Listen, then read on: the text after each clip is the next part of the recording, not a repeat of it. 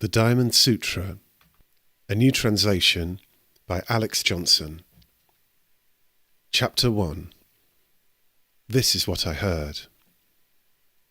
At one time the Buddha was staying in the Jeta Grove near the city of Shravasti. With him there was a community of 1,250 venerable monks and devoted disciples. One day before dawn, the Buddha clothed himself and, along with his disciples, took up his alms bowl and entered the city to beg for food, door to door, as was his custom. After he had returned and eaten, he put away his bowl and cloak, bathed his feet, and then sat with his legs crossed and body upright upon the seat arranged for him. He began mindfully fixing his attention in front of himself, while many monks approached the Buddha, and showing great reverence, seated themselves around him. Chapter 2. After a time, a most venerable monk named Subhuti, who was sitting in the congregation, rose from his seat. He uncovered his right shoulder, placed his right knee on the ground, and as he joined his palms together, he respectfully bowed and then addressed the Buddha. Most honoured one, it is truly majestic how much knowledge and wisdom your monks and disciples have been given through your most inspired teachings. It is remarkable that you look after our welfare so selflessly and so completely. Most honoured one, I have a question to ask you. If sons and daughters of good families want to develop the highest, most fulfilled and awakened mind, if they wish to attain the highest perfect wisdom, what should they do to help quiet their drifting minds and help subdue their craving thoughts? The Buddha then replied, So it is as you say, Subhuti. Monks and disciples have been favoured with the highest favour by the Buddha. The monks and disciples have been instructed with the highest instruction by the Buddha. The Buddha is constantly mindful of the welfare of his followers. Listen carefully with your full attention, and I will speak to your question. If sons and daughters of good families want to develop the highest, most fulfilled and awakened mind, if they wish to attain the highest perfect wisdom and quiet their drifting minds while subduing their craving thoughts, then they should follow what I am about to say to you. Those who follow what I am about to say here will be able to subdue their discriminative thoughts and craving desires. It is possible to attain perfect tranquility and clarity of mind by absorbing and dwelling on the teachings that I am about to give. Then the Buddha addressed the assembly. Chapter 3. All living beings, whether born from eggs, from the womb, from moisture, or spontaneously, whether they have form or do not have form, whether they are aware or unaware, whether they are not aware or not unaware, all living beings will eventually be led by me to the final nirvana, the final ending of the cycle of birth and death, and when this unfathomable infinite number of living beings have all been liberated, in truth, not even a single being has actually been liberated. Why, Subhuti? Because if a disciple still clings to the arbitrary illusions of form or phenomena, such as an ego, a personality, a self, a separate person, or a universal self existing eternally, then that person is not an authentic disciple. Chapter 4. Furthermore, Subhuti, in the practice of compassion and charity, a disciple should be detached. That is to say, he should practice compassion and charity without regard to appearances, without regard to form, without regard to sound, smell, taste, touch, or any quality of any kind. Subhuti, this is how the disciple should practice compassion and charity. Why? Because practicing compassion and charity without attachment is the way to reaching the highest perfect wisdom. It is the way to becoming a living Buddha. Subhuti, do you think that you can measure all of the space in the eastern heavens? No, most honoured one cannot possibly measure all of the space in the eastern heavens. Subhuti, Can space in all the western, southern and northern heavens, both above and below, be measured? No, most honoured one. One cannot possibly measure all the space in the western, southern and northern heavens.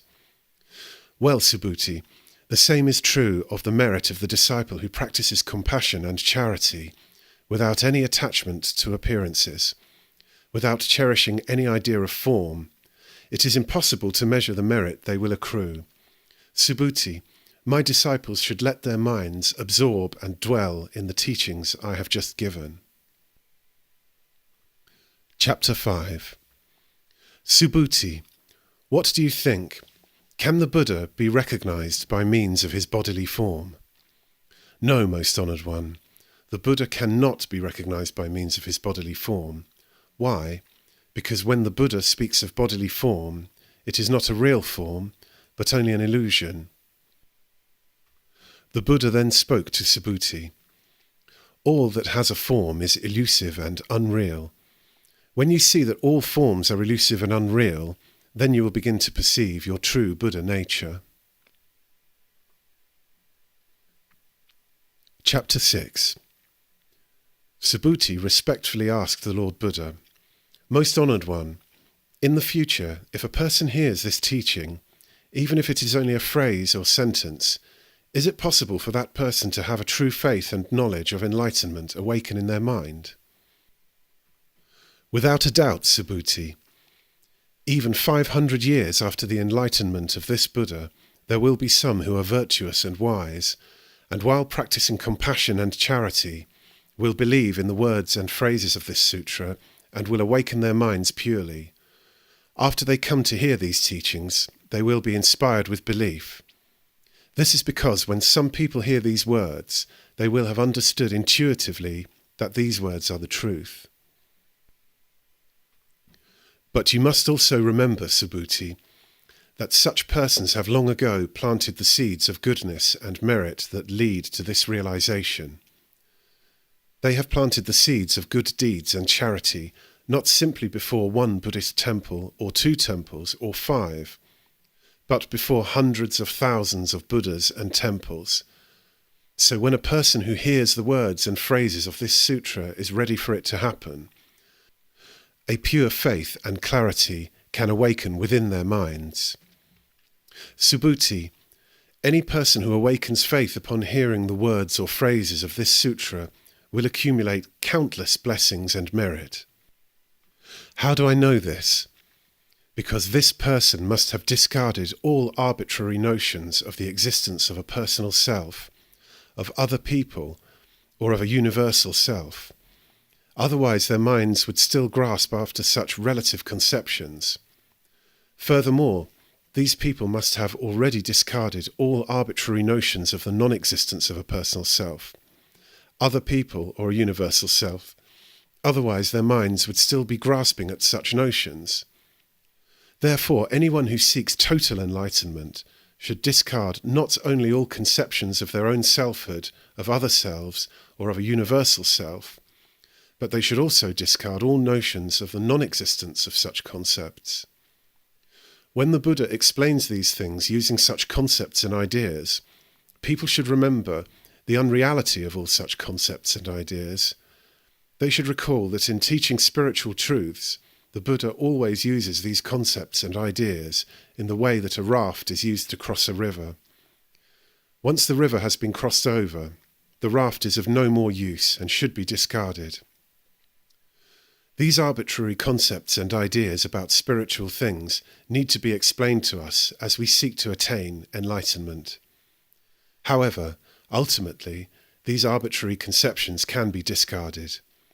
Think, Subhuti, isn't it even more obvious that we should also give up our conceptions of non-existent things? Chapter 7. Then Buddha asks Subhuti, What do you think, Subhuti? Has the Buddha arrived at the highest, most fulfilled, most awakened and enlightened mind? Does the Buddha teach any teaching?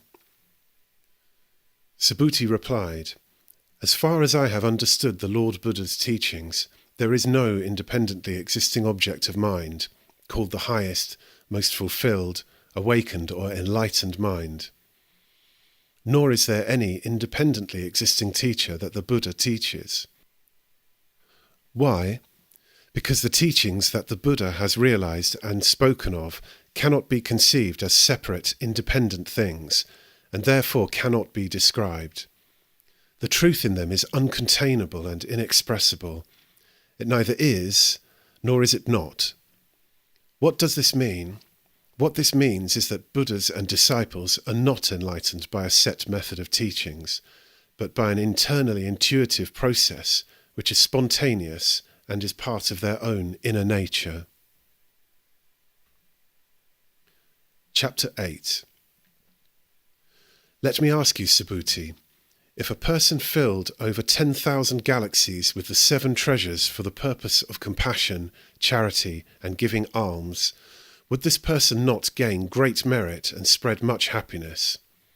Yes, most honoured one, this person would gain great merit and spread much happiness, even though, in truth, this person does not have a separate existence to which merit could accrue.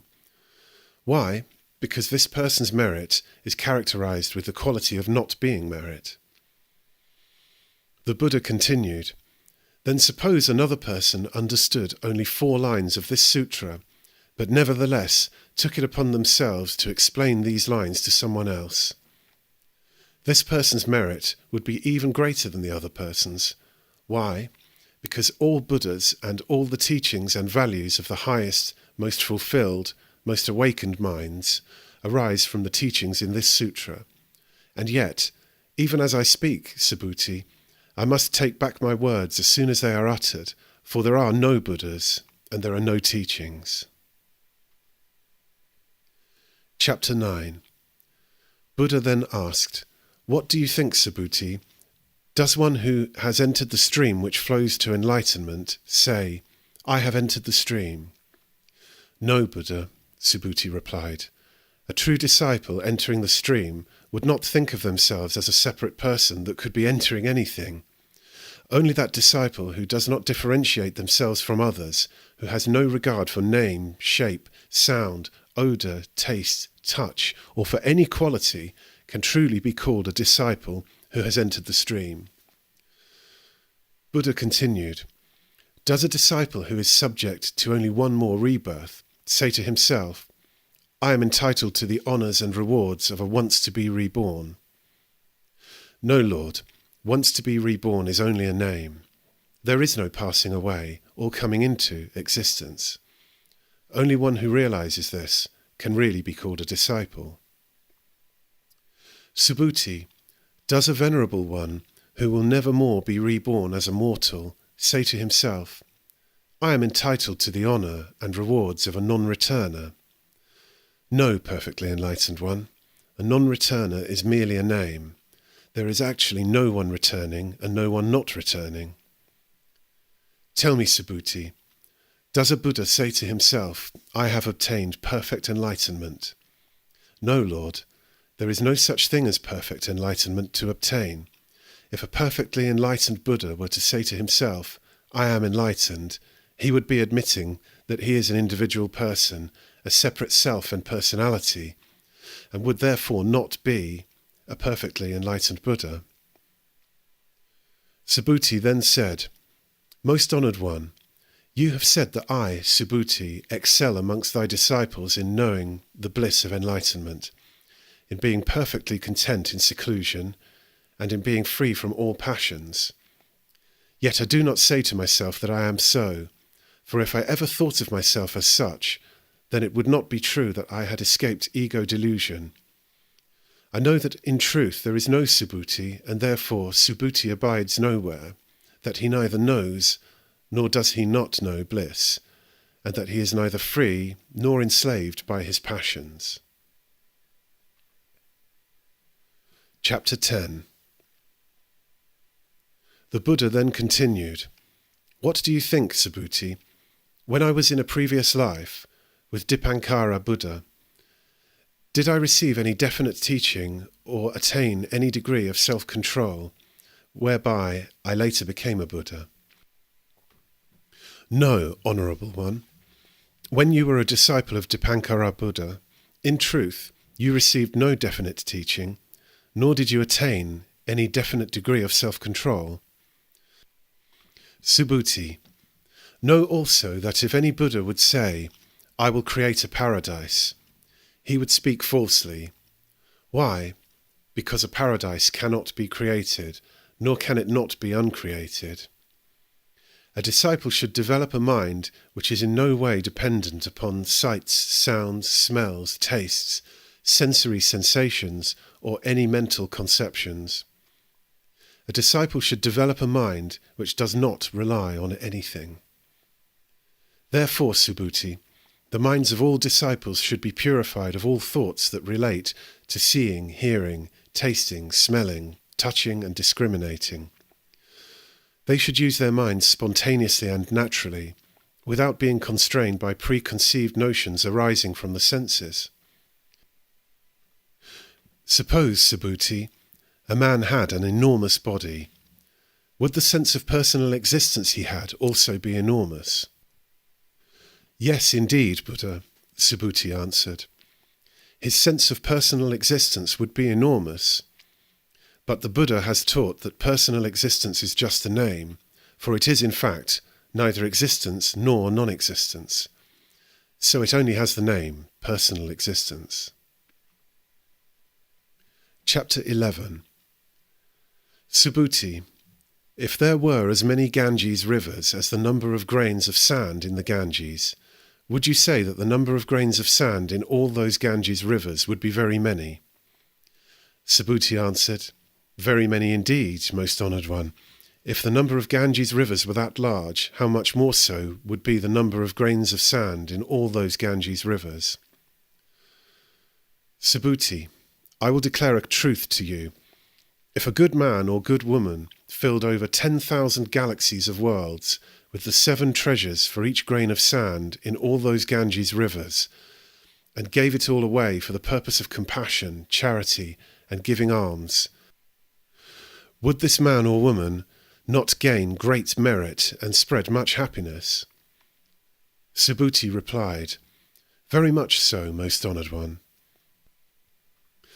Subhuti, if after studying and observing even a single stanza of this sutra, another person were to explain it to others, the happiness and merit that would result from this virtuous act would be far greater. Chapter 12. Furthermore, Subhuti, if any person in any place were to teach even 4 lines of this sutra, the place where they taught it would become sacred ground and would be revered by all kinds of beings. How much more sacred would the place become if that person then studied and observed the whole sutra?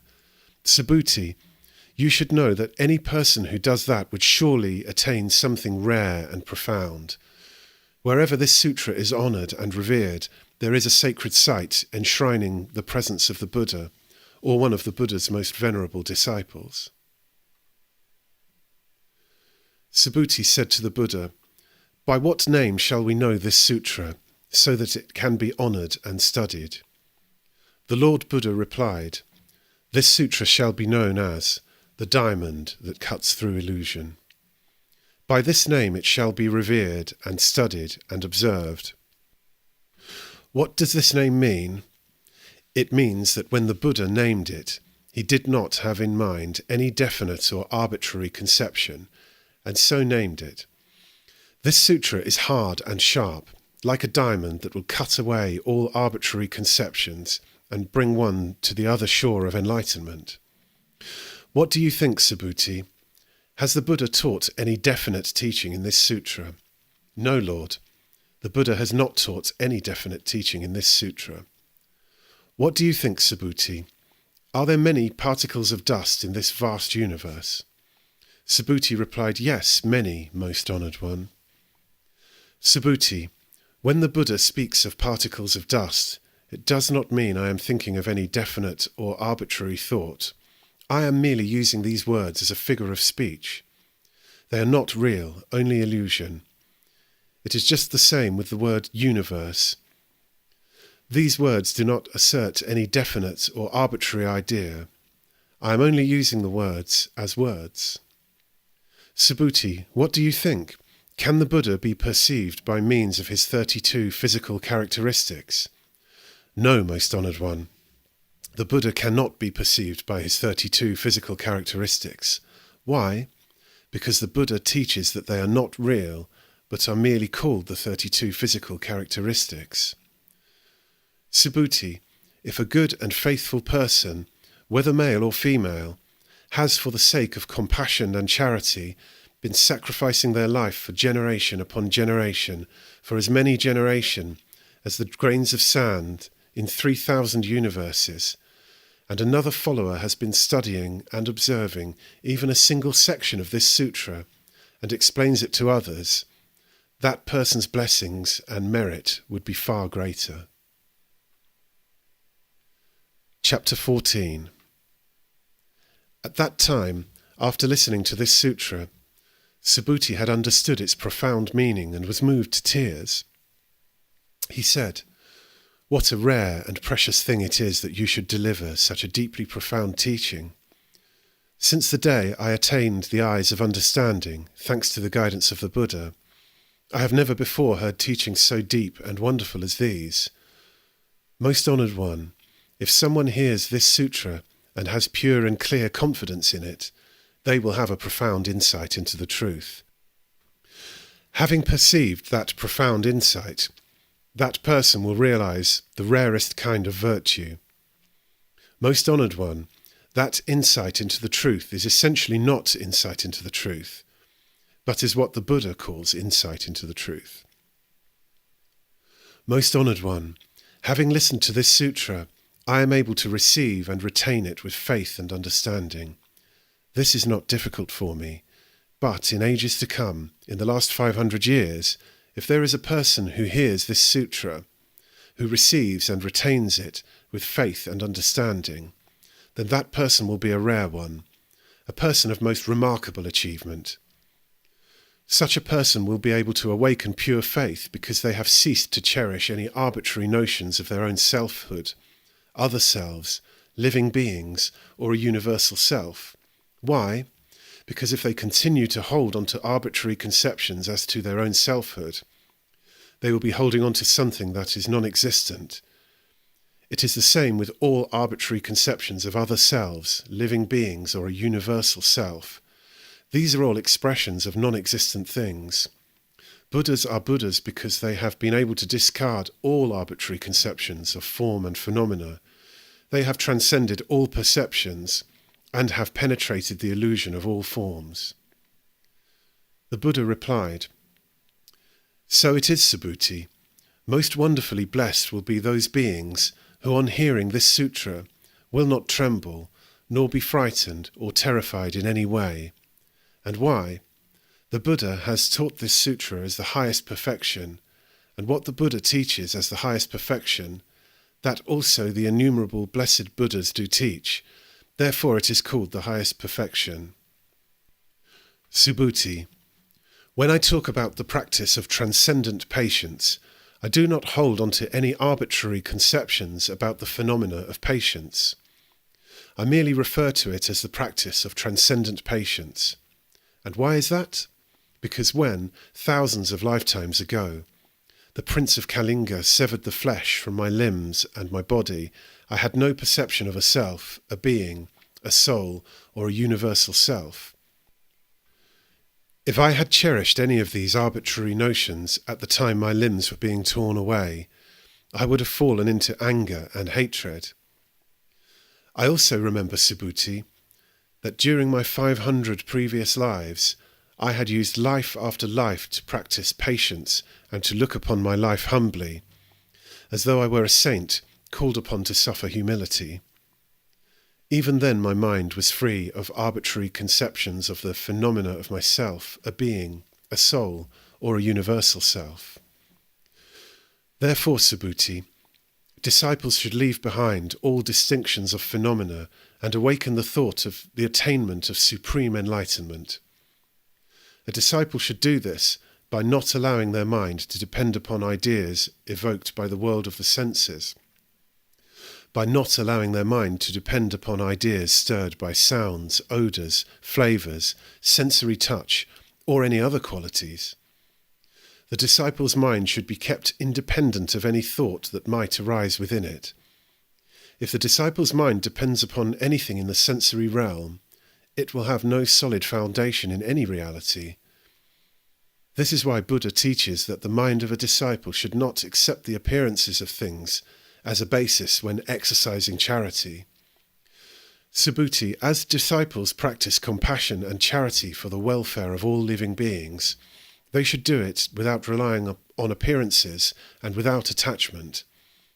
Just as the Buddha declares that form is not form, so he also declares that all living beings are, in fact, not living beings. Chapter 15. Subhuti, if, on the one hand, a son or daughter of a good family gives up his or her life in the morning, as many times as there are grains of sand in the Ganges River, as an act of generosity, and gives as many again in the afternoon, and as many again in the evening, and continues doing so for countless ages, and if, on the other hand, another person listens to this sutra with complete confidence and without contention, that person's happiness will be far greater. But the happiness of one who writes this sutra down, receives, recites, and explains it to others cannot even be compared, it is so great. Subhuti, we can summarize by saying that the merit and virtue of this sutra is inconceivable, incalculable, and boundless. The Buddha has declared this teaching for the benefit of initiates on the path to enlightenment. He has declared it for the benefit of initiates on the path to nirvana. If there is someone capable of receiving, practicing, reciting, and sharing this sutra with others, the Buddha will see and know that person, and he or she will receive immeasurable, incalculable, and boundless merit and virtue. Such a person is known to be carrying the supreme enlightenment attained by the Buddha.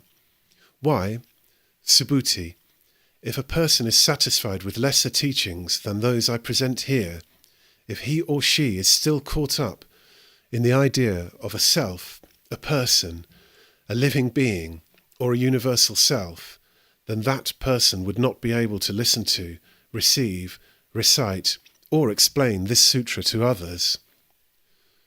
Subhuti, wherever this sutra shall be observed, studied, and explained, that place will become sacred ground, to which countless spiritually advanced beings will bring offerings. Such places, however humble they may be, will be revered as though they were famous temples, and countless pilgrims will come there to worship. Such a place is a shrine, and should be venerated with formal ceremonies and offerings of flowers and incense. That is the power of this sutra. Chapter 16.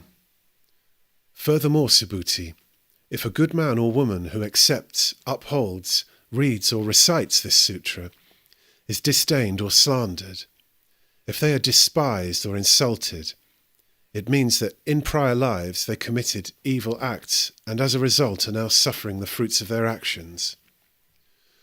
When their prior life's evil acts have finally been dissolved and extinguished, he or she will attain the supreme clarity of the most fulfilled and awakened mind. Subhuti, in ancient times before I met Dipankara Buddha, I had made offerings to and had been attendant of all 84,000 million Buddhas. If someone is able to receive, recite, study and practice this sutra in a later, more distant age, then the happiness and merit brought about by this virtuous act would be hundreds of thousands of times greater than that which I brought about by my service to the Buddhas in ancient times. In fact, such happiness and merit cannot be conceived or compared with anything, even mathematically. If I were to explain all of this in detail now, some people might become suspicious and disbelieving, and their minds may even become disoriented or confused. Subhuti, You should know that the meaning of this sutra is beyond conception and discussion. Likewise, the fruit resulting from receiving and practicing this sutra is beyond conception and discussion. Chapter 17. At that time, the Venerable Subhuti then asked the Buddha, "World-honoured one, may I ask you a question again?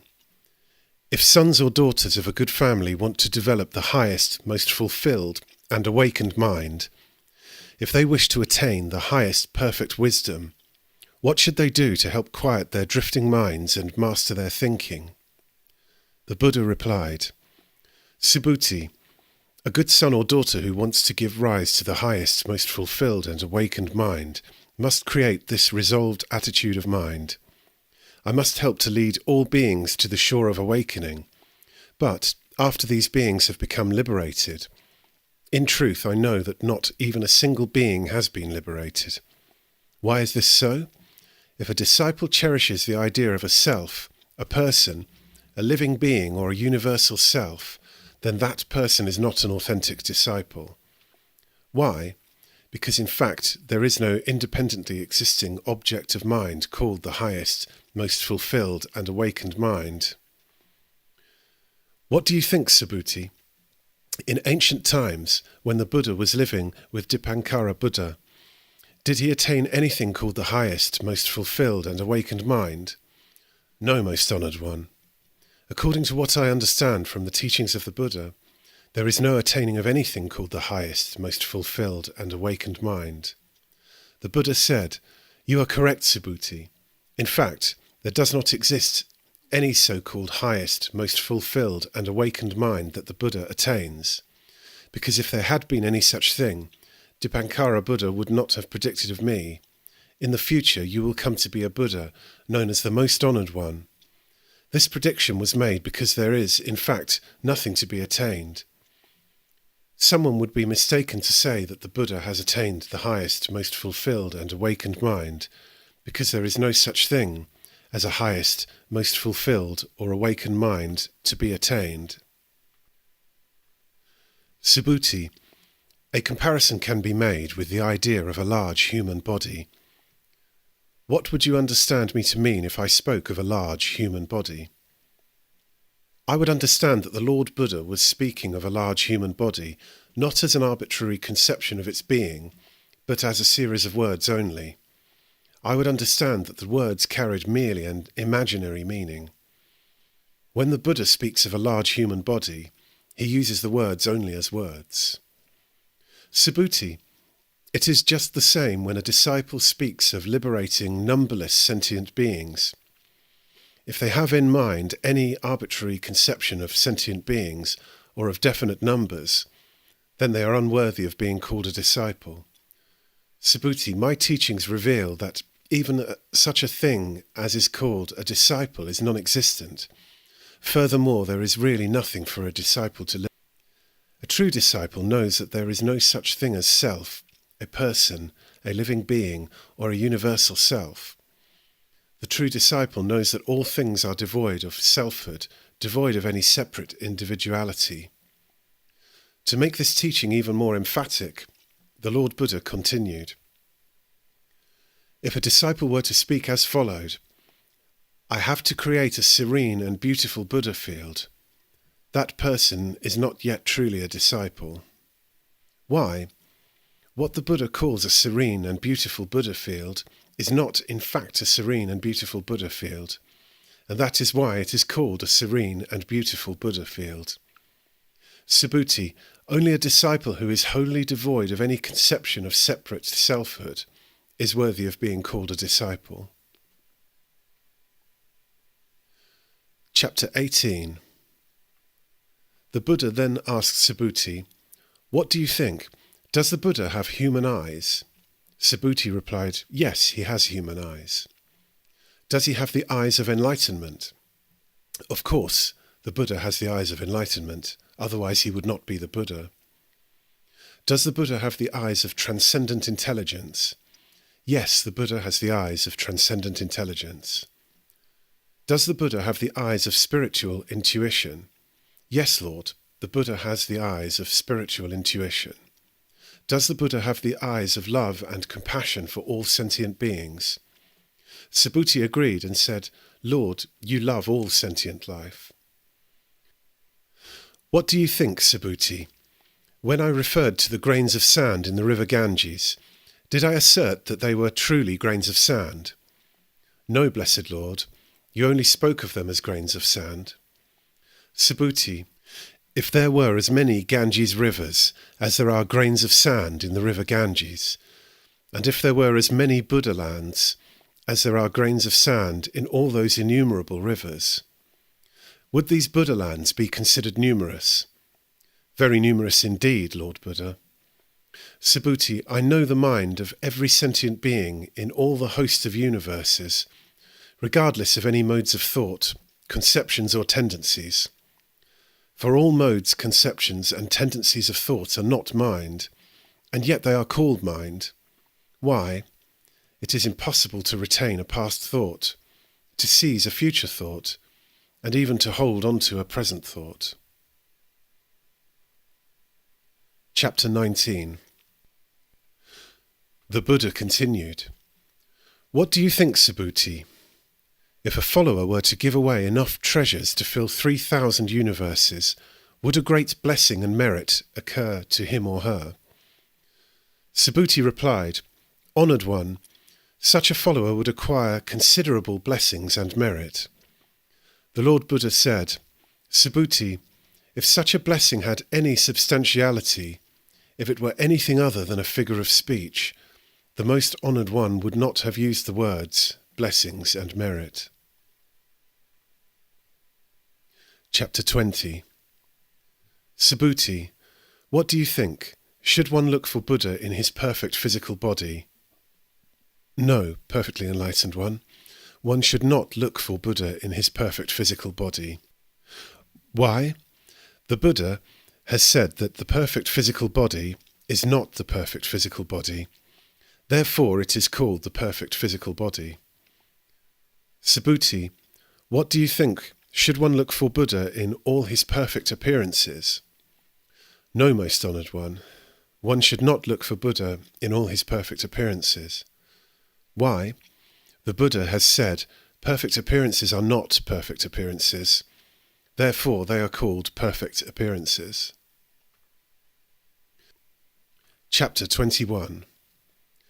Subhuti, do not maintain that the Buddha has this thought, I have spoken spiritual truths. Do not think that way. Why? If someone says the Buddha has spoken spiritual truths, he slanders the Buddha due to his inability to understand what the Buddha teaches. Subhuti, as to speaking truth, no truth can be spoken. Therefore, it is called speaking truth. At that time, Subhuti, the wise elder, addressed the Buddha, Most honoured one, will there be living beings in the future who believe this sutra when they hear it? The Buddha said, The living beings to whom you refer are neither living beings nor not living beings. Why, Subhuti?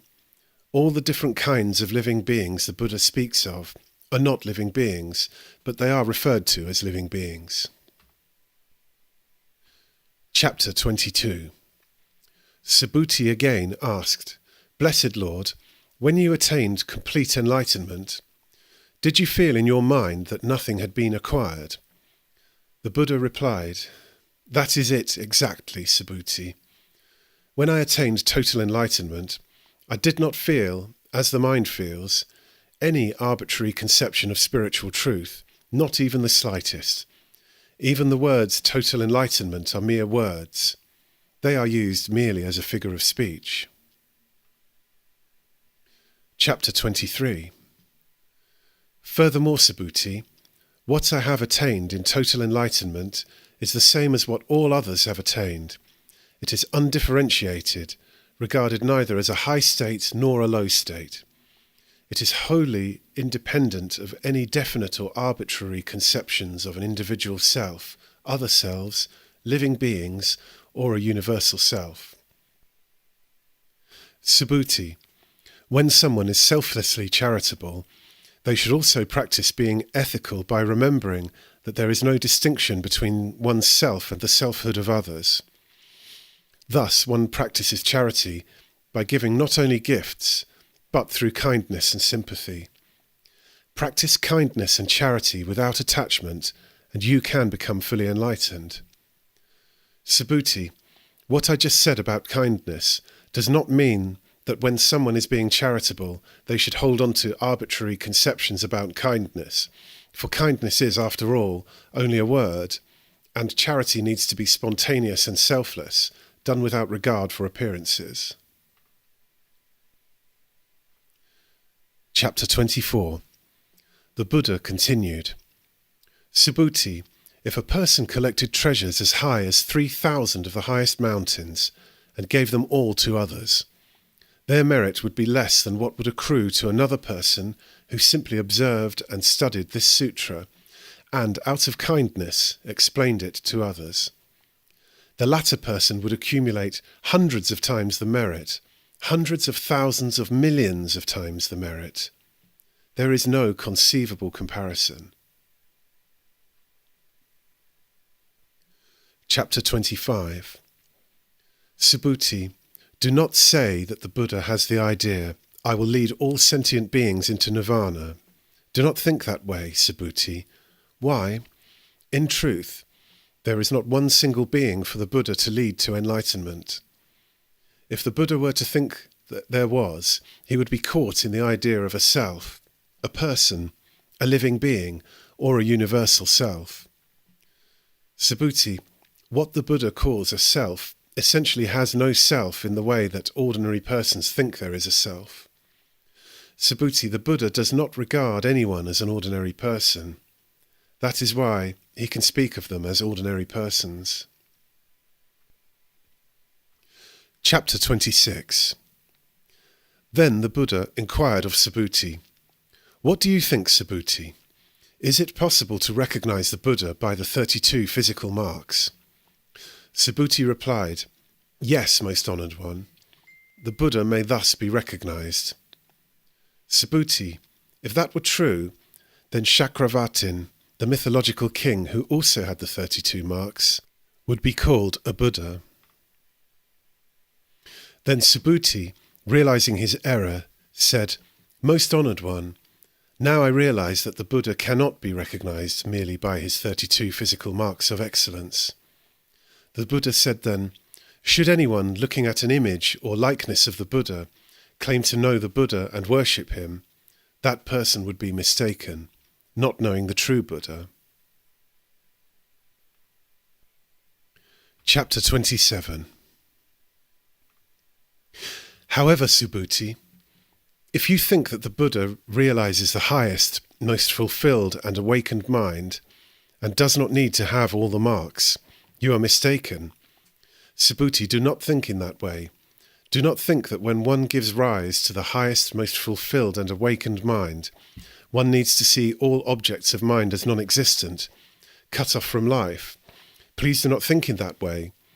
One who gives rise to the highest, most fulfilled and awakened mind does not contend that all objects of mind are non-existent and cut off from life. That is not what I say. Chapter 28. The Lord Buddha continued, Subhuti, if someone gives treasures equal to the number of sands on the shores of the Ganges River, and if another, having realized the egolessness of all things, thereby understands selflessness, the latter would be more blessed than the one who practiced external charity. Why? Because great disciples do not see blessings and merit as a private possession, as something to be gained.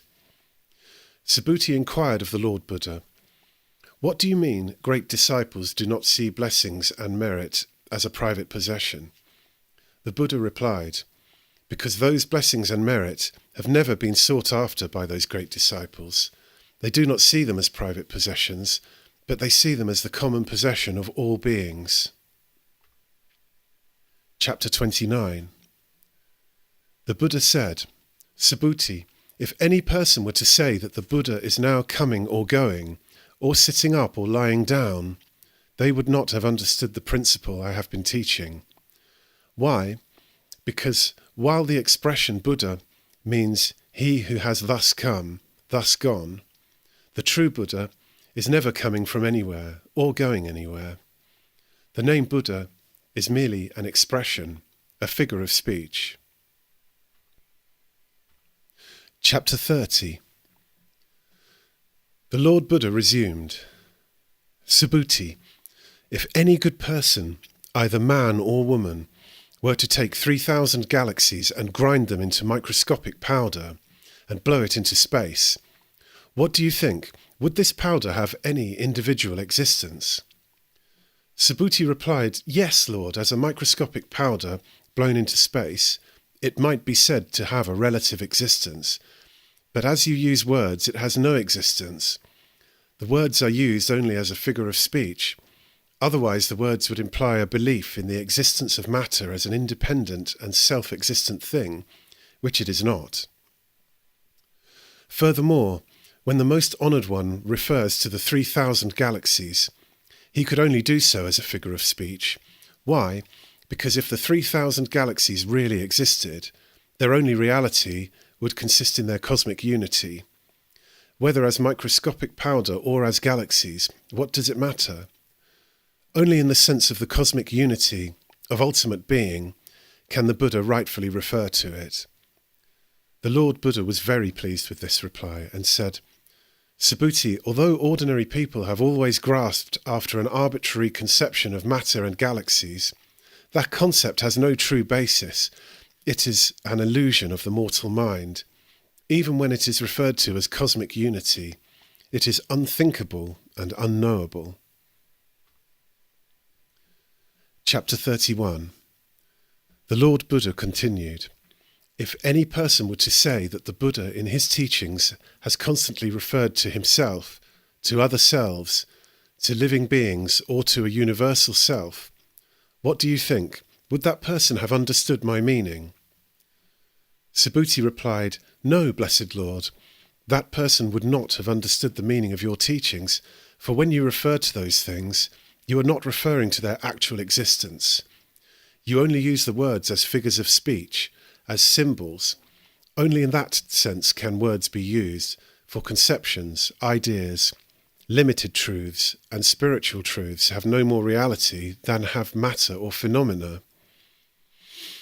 Then the Lord Buddha made his meaning even more emphatic by saying, Subhuti, when people begin their practice of seeking to attaining total enlightenment, they ought to see, to perceive, to know, to understand, and to realize that all things and all spiritual truths are no things, and therefore they ought not to conceive within their minds any arbitrary conceptions whatsoever. Chapter 32. Buddha continued, Subhuti, if anyone gave to the Buddha an immeasurable quantity of the 7 treasures sufficient to fill the whole universe, and if another person, whether a man or woman, in seeking to attain complete enlightenment, were to earnestly and faithfully observe and study even a single section of this sutra and explain it to others, the accumulated blessing and merit of that latter person would be far greater. Subhuti, how can one explain this sutra to others without holding in mind any arbitrary conception of forms or phenomena or spiritual truths? It can only be done, Subhuti, by keeping the mind in perfect tranquility and free from any attachment to appearances. So I say to you, this is how to contemplate our conditioned existence in this fleeting world. Like a tiny drop of dew, or a bubble floating in a stream, like a flash of lightning in a summer cloud, or a flickering lamp, an illusion, a phantom, or a dream, so is all conditioned existence to be seen. Thus spoke Buddha.